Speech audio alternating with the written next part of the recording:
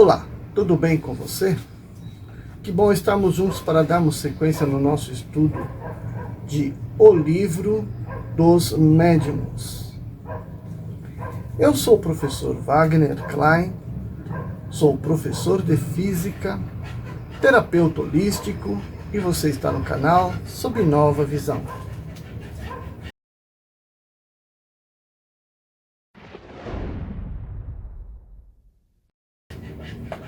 Bom, hoje nós vamos para o capítulo 11, Sematologia e Tipologia, que no significado espírita tem a ver com as comunicações entre os espíritos, tá bom? Linguagem dos sinais e das pancadas e tipologia alfabética. Bom, as primeiras manifestações inteligentes foram obtidas por meio de pancadas ou da tipologia. Esse meio primitivo que se ressentia da infância da arte não oferecia senão recursos muito limitados e se reduzia, nas comunicações, às respostas monossilábicas, por sim ou por não, com a ajuda de um número convencionado de golpes. Aperfeiçoa-se mais tarde, como já dissemos. As pancadas se obtêm de duas maneiras, através dos médiuns especiais. Geralmente é preciso para esse modo de operar uma certa aptidão para as manifestações físicas. A primeira, que se poderia chamar de tipologia por básculo, consiste no movimento da mesa que se eleva de um lado, depois cai batendo o pé.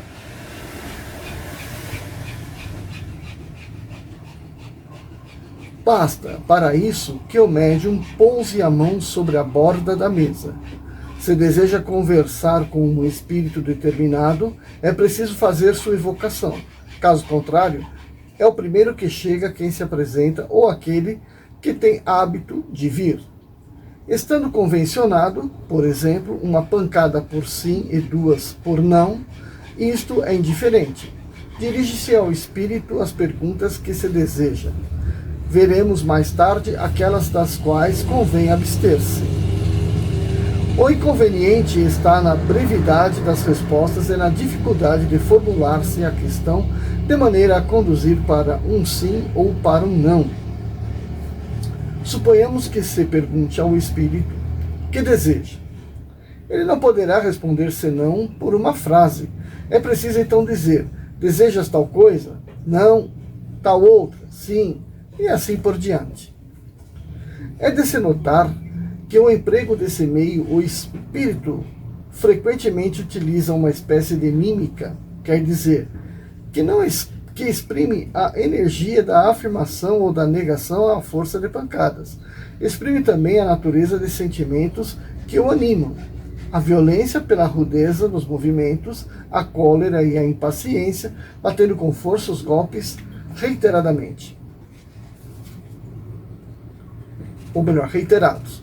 Como uma pessoa que bate o pé com desatino. Algumas vezes jogando a mesa por terra. Se é bem benevolente e polido no começo e no fim da sessão, inclina a mesa em forma de cumprimento, se quer se dirigir diretamente a uma pessoa da sociedade. Dirige a mesa até ela com a doçura ou violência, segundo o que quer lhe testemunhar de afeição ou de antipatia. Está aí, propriamente falando, a sematologia ou linguagem dos sinais. Como a tipologia é a linguagem das pancadas, eis um notável exemplo do emprego espontâneo da sematologia. Um senhor do nosso conhecimento, estando um dia em um salão onde várias pessoas se ocupavam com as manifestações, recebeu nesse momento uma carta nossa. Enquanto a lia, a mesinha que servia às experiências veio de repente até ele. Acabada a leitura da carta, vai colocá-la sobre uma mesa na outra extremidade do salão.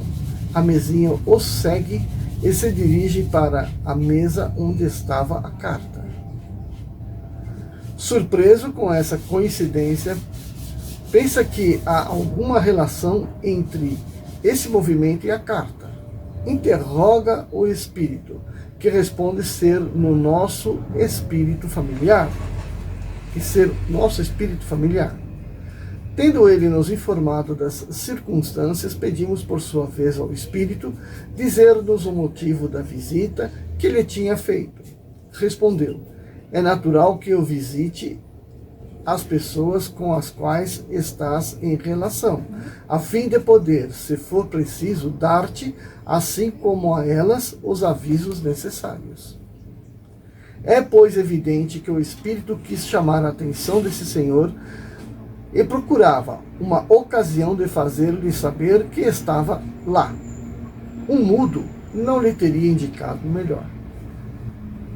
A tipologia não tarda a se aperfeiçoar e se enriquece com um meio de comunicação mais completo, o da tipologia alfabética.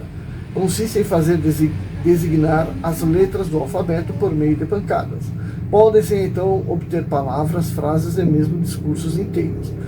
Seguindo um método, a mesa bate tantos golpes quanto necessários para indicar cada letra. Quer dizer, uma pancada por A, duas por B, e assim por diante. Durante esse tempo, uma pessoa escreve as letras à medida em que são designadas. Quando o espírito termina, o faz saber por um sinal qualquer convencionado. Esse modo de operar, como se vê, é meio demorado e requer um tempo enorme para as comunicações de certa extensão. Entretanto, há pessoas que tiveram a paciência de se servirem dele para obter ditados de várias páginas. Mas a prática fez descobrir meios abreviativos que permitem seguir com uma certa rapidez. O que está mais em uso consiste em ter diante de si um alfabeto todo escrito, assim como a série de números marcando as unidades. Enquanto o médium está na mesa, uma pessoa percorre sucessivamente as letras do alfabeto e se trata de uma palavra. Se trata de uma palavra. Ou a dos algoritmos, se trata de um número. Chegando sobre a letra necessária, a mesa bate por si mesma uma pancada, se escreve a letra. Depois se recomeça para a segunda, a terceira, e assim por diante. Ocorrendo engano em uma letra, o espírito adverte por vários golpes ou por um movimento da mesa e se recomeça. Com o hábito se vai bem depressa. Mas, sobretudo, abrevia-se muito adivinhando o fim de uma palavra começada, e que o sentido da frase dá a conhecer. Quando se está na incerteza, pergunta-se ao espírito se ele quer colocar tal palavra, e ele responde por sim ou por não. Todos os efeitos que acabamos de indicar podem ser obtidos de maneira ainda mais simples, por meio de golpes que se fazem ouvir na própria madeira da mesa, sem nenhuma espécie de movimento, o que descrevemos no capítulo das manifestações físicas. É a tipologia íntima. Todos os médiuns não são igualmente apropriados para esse último modo de comunicação, porque há os que não obtêm senão pancadas por básculo. Entretanto, com o exercício, a maioria pode aí chegar. E este modo tem a dupla vantagem de ser rápido e de mesmo prestar-se à suspeição do que o básculo, que se pode atribuir a uma pressão voluntária. É bem verdade que os golpes íntimos poderiam também ser imitados por médiuns de má fé. As melhores coisas podem ser imitadas, o que não prova nada contra elas.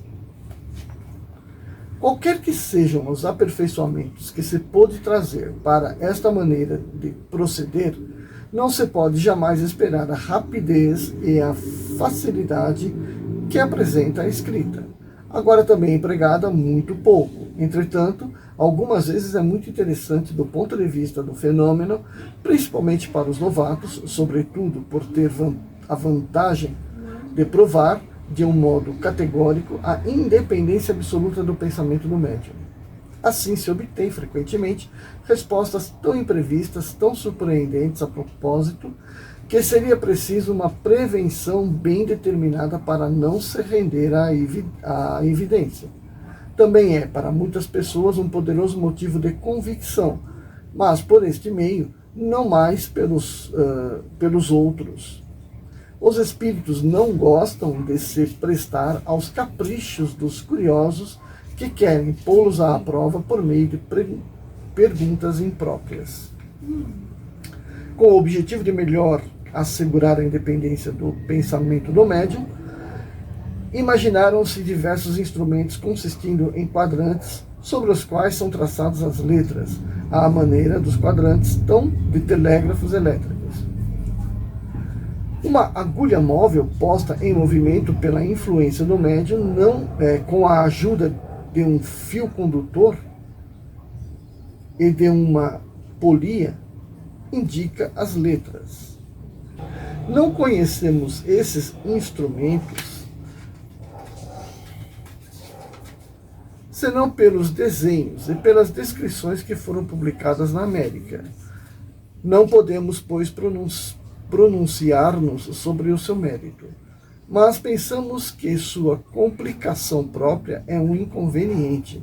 A independência do médium está muito bem atestada pelos golpes íntimos e, muito mais ainda, pelo imprevisto das respostas do que por todos os meios materiais.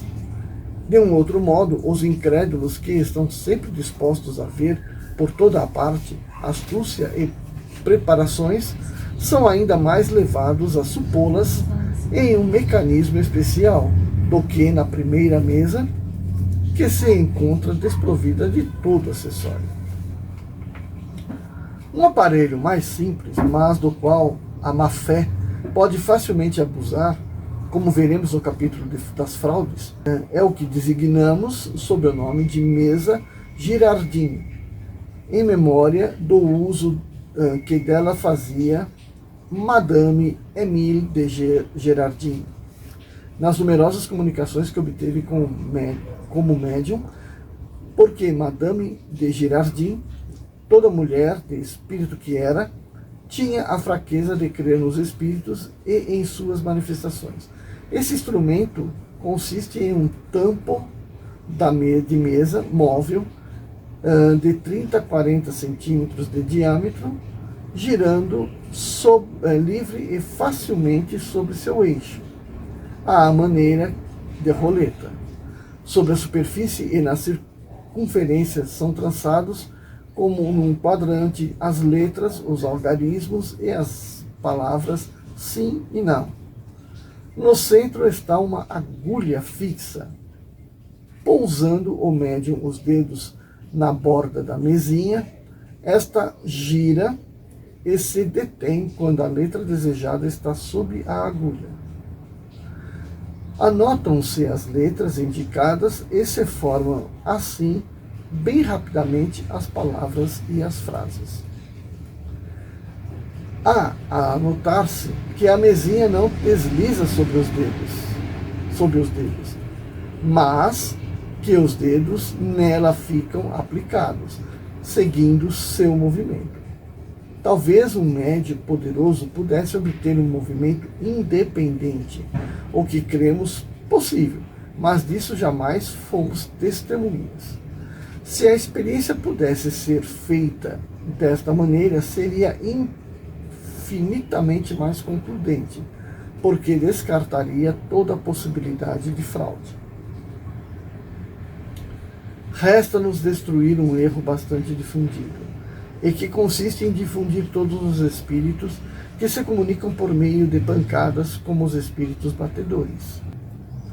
A tipologia é um meio de comunicação como outro, e não é mais indigna dos espíritos elevados do que a escrita ou a palavra. Todos os espíritos, bons ou maus, podem, pois, dela se servirem tão bem como de outros modos. O que caracteriza os espíritos superiores é a elevação do pensamento, e não o instrumento do qual se serve para transmiti-lo.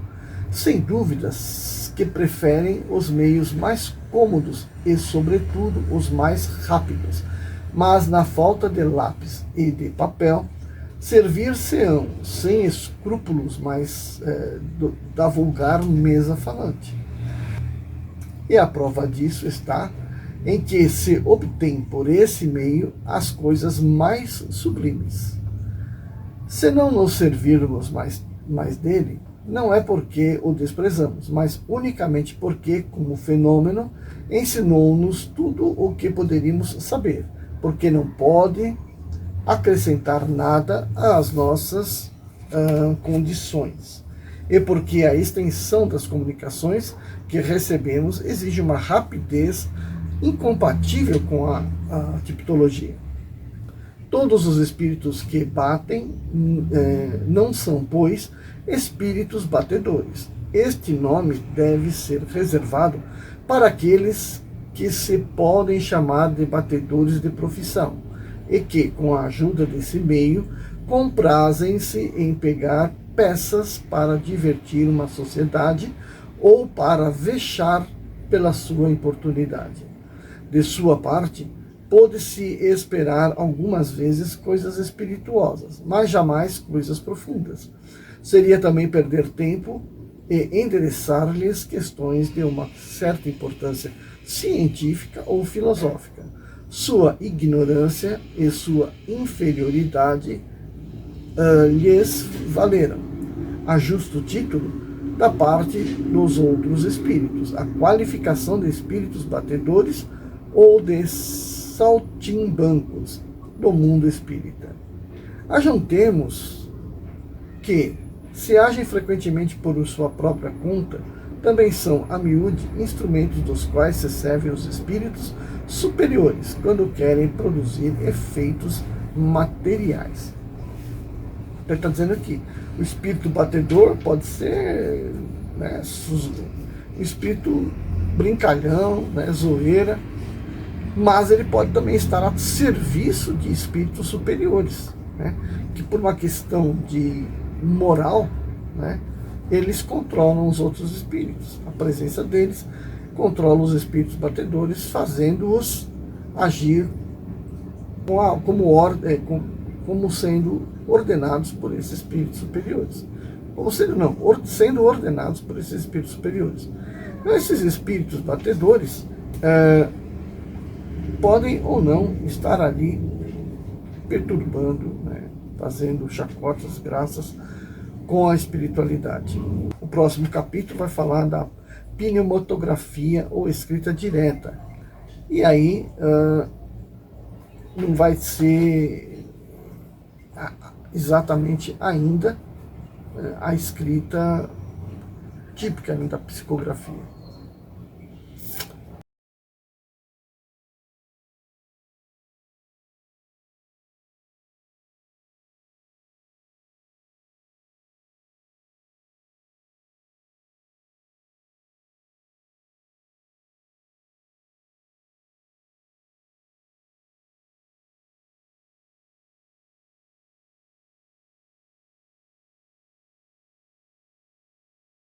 Então, deixa seu like, se inscreva se você ainda não é inscrito no canal, ative o sininho, responda as questões no seu caderno, e aí a gente se vê no próximo vídeo de sexta-feira. Tchau, tchau. Deve a tristeza tirar, e por somente alegria.